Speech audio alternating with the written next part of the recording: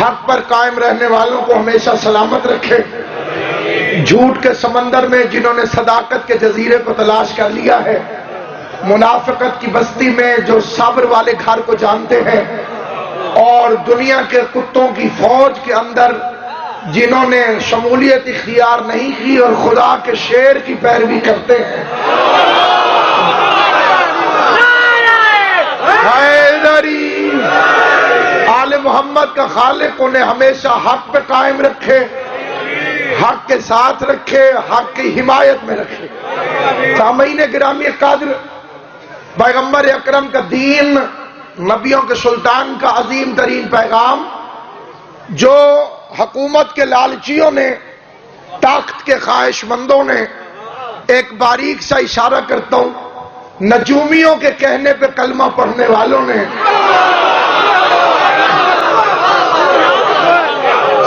جنہوں نے رسول سے قرآن سنا تو دل موم نہ ہوا، بہن سے سنا تو دل نرم ہو گیا،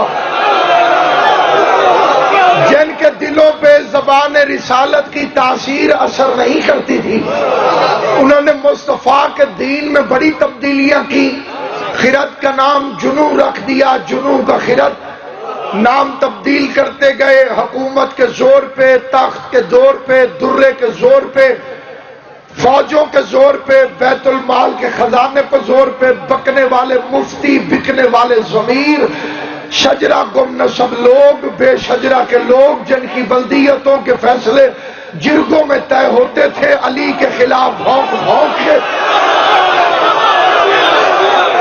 میرے بادشاہ کی مخالفت کرتے کرتے انہوں نے لوگوں کے ذہنوں پر ایسا زنگ لگا دیا کہ اب اگر کوئی زیادہ کوشش نہ کرے تو اسے حق سے سامنا نہیں ہو سکتا، لیکن اگر واقعی کوئی متلاشی حق ہے تو میں نے اس کے لیے قرآن مجید کی سورہ مبارک والضحیٰ سے ایک آیت پڑھ کر گفتگو شروع کی ہے، لیکن اس کو پیش کرنے سے پہلے ایک بات عرض کر دینا ضروری سمجھتا ہوں کہ قرآن شفا ہے، لیکن منافق کے لیے نہیں، مومن کے لیے۔ قرآن وہ دوا ہے جو مریض منافقت کو ٹھیک نہیں رہتی۔ پھر سمجھاتا ہوں، بڑا سمجھدار مجمع میرے سامنے تشریف فرما، لیکن بات کی تشریح کرتا ہوں۔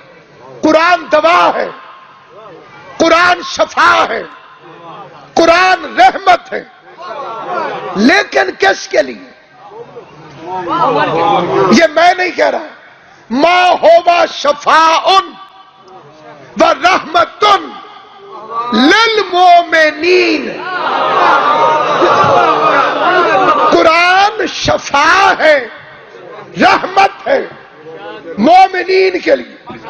ولا یزید الظالمین الا خسارا، ظالم کو قرآن سے گھاٹے کے سوا کچھ نہیں ملتا۔ پتہ چلا علی کا دشمن جتنی تلاوت کرتا ہے قرآن اس پر اتنی لعنت کرتا ہے۔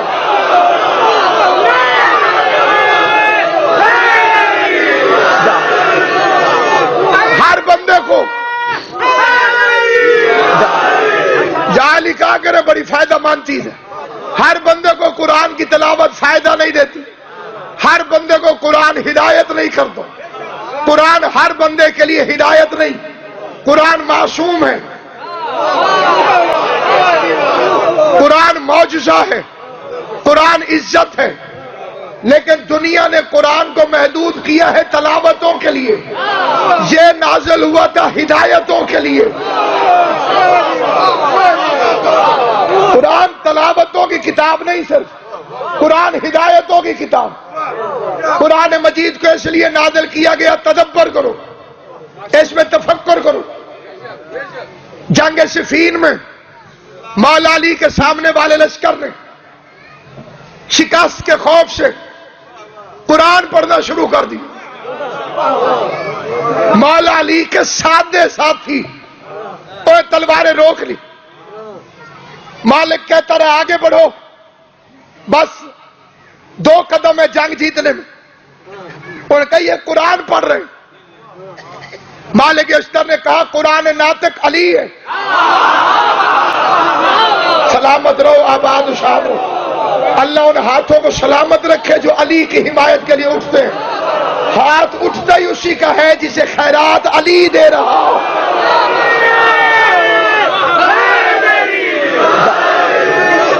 अमीर अल मोमिनीन का फिक्रा सारे शिया सुन्नी मुसलमान भाई निहायत तवज्जो से सुनना और हमेशा याद रखना।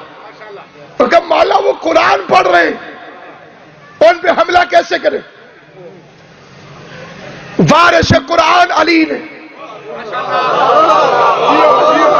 क्योंकि ये जोड़ी नबी ने बनाई है। अल कुरान मा अली व अली माल कुरान। दोस्ती वहां चलती है जहां मिजाज मिलता हो। सलामत रहो, आबाद शाद रहो। शरीफ की दोस्ती शरीफ के साथ, शराबी की दोस्ती शराबी के साथ, बेगैरत का साथ बेगैरत के साथ, गैरतमंद का ताल्लुक गैरतमंद के साथ। अगर अली और कुरान का मिजाज एक न होता तो पैगंबर कभी न कहते कुरान अली के साथ है, अली कुरान के साथ है। कुरान किताब है, अली हादी है। कुरान हिदायत है, अली महदी है। कुरान तैयब है, अली ताहिर है। कुरान जय्यद है, अली सैयद है। कुरान दावा है, अली दलील है। कुरान पढ़ो तो तलावत होती है, अली अली करो तो इबादत है।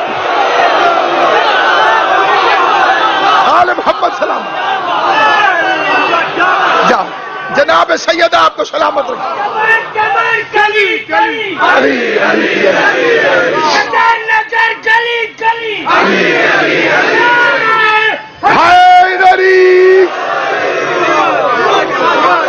अमीर अल मोमिनीन ने फरमाया कुरान इनके गले में फंसा हुआ है। जिस बंदे को यह फिक्रा समझ में आ जाए उसे मिंबर से मैं वाह वाह कहता हूं, लेकिन फिक्रा तवज्जो से सुनना।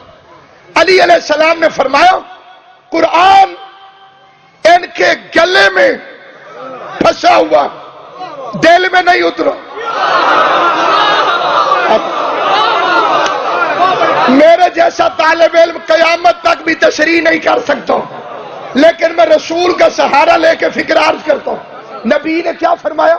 कुरान अली के साथ, अली कुरान के साथ। ये सवाए के मोहरिका के सफा नंबर 76 से पढ़ रहा हूं। कुरान जब भी कोई पढ़े, जब भी कोई कुरान पढ़े तो कुरान यहां से उसके दिल में देखता है, क्योंकि कुरान ने रहना है अली के साथ। अगर दिल में अली हो तो उतर जाता है, वरना गले में फंस के